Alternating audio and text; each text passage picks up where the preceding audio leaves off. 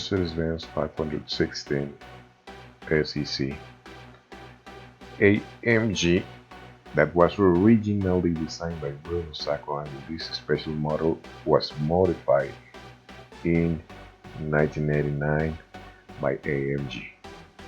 They put on a motor of 6-liter 32 valves, a beautiful V8 that was absolutely stunning, with the beautiful interior and that wide body that make this car a legend. The cool wheels were included in this model too.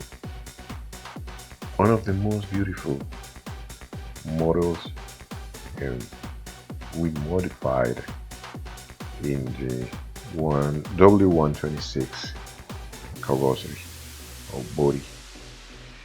We absolutely love this car. Hope you all guys enjoy it.